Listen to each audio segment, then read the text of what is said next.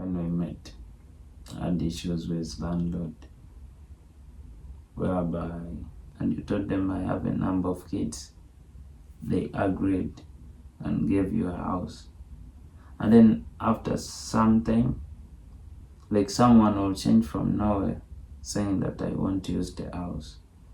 That's what happened in Msesa. I want to use my house. The landlord comes back, calls me, says it's in Kampala, actually calling me yesterday when I'm here in Japan. Someone is calling you as if you're just keeping the house for them and telling you that, I want to use the house, I want to do this. Because that back time, when I started using the garden, I had to take care of all the termites to see that they get away from that land. I fought the termites in that place, making it that it will be reliable for agriculture. And then these gardens were not fertile. I had to look for fertilizers to get them. And I showed you sometime when I was bringing in fertilizers, what. After, like some of those people who were rented us that land were coming, and what they were saying that we want to continue to use the garden. And I was taking care of that dog Jemima, because I really found it sickly, and these people were not even giving it any single food, as you see the photos and the videos of that dog. So how common is it in Uganda for landlord to like say such a thing? They say it because it is their property and you have no say. It's their property. And when I checked on the law of Uganda, it was saying that someone has a right over his property. So yeah, and what they say, that I have so many kids, because every landlord or everyone complains of me having so many kids in their facilities. I end up again redoing them, again doing them in another place, and another place you will still find that still. They will tell you that we don't want kids. Your kids are much, they are making noise in the place, they are doing this, and you have to go. The landlord will come in. Your kids are doing this. Your kids are doing this. You better get your own place if you can't obey with our rent, but we will need this. And one will ask you for much money, of which you can't afford it, story by story. And most times, someone accepts you before even seeing the kids. Because when you're renting, of course you don't come with kids. You just have to tell them, I have a number of these kids.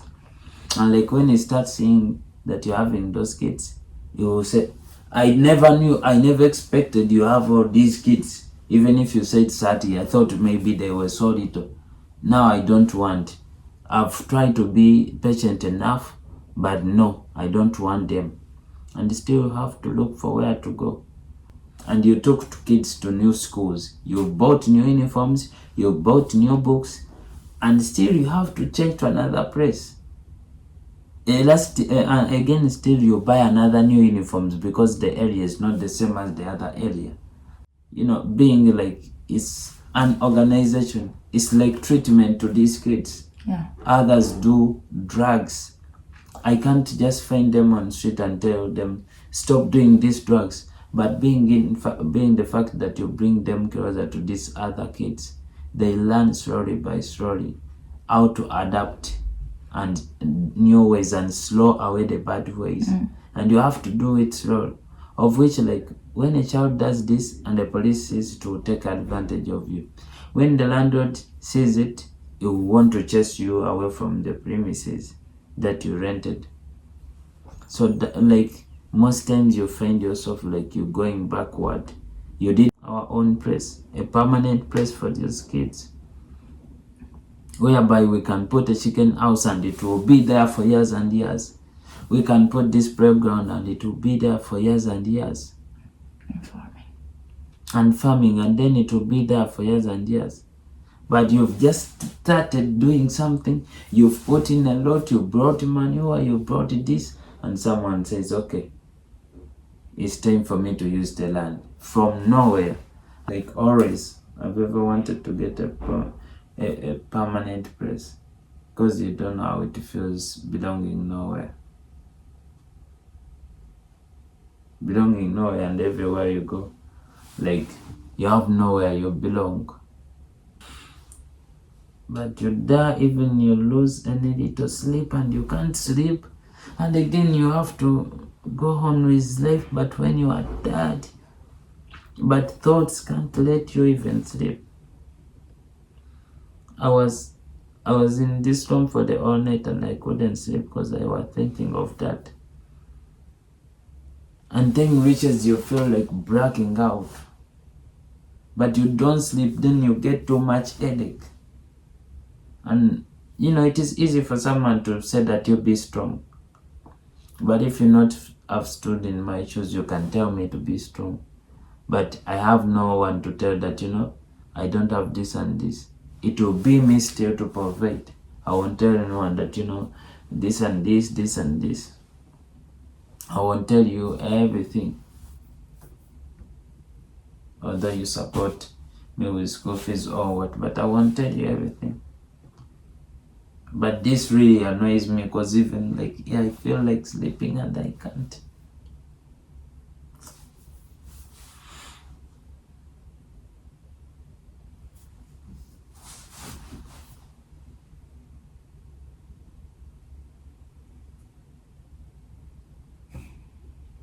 So when you were doing the pig project,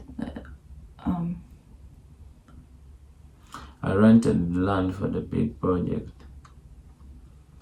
I put all my energy in the pig project. I even cemented the house. I built timbers. I did what is a business that I started with 5 million. After some day, I found the piglets were all poisoned and they died. Because he was telling me to leave the place, and I wasn't. So the landlord did it? Who else should I say that did it? Built it from scratch. And even we have built the restaurant in lockdown, and still also the same thing happened, whereby the landlord was saying that we were not made all worth it. That I feel sleepy. I feel sad. You fell to sleep and you don't just get it, and you feel like life is normal.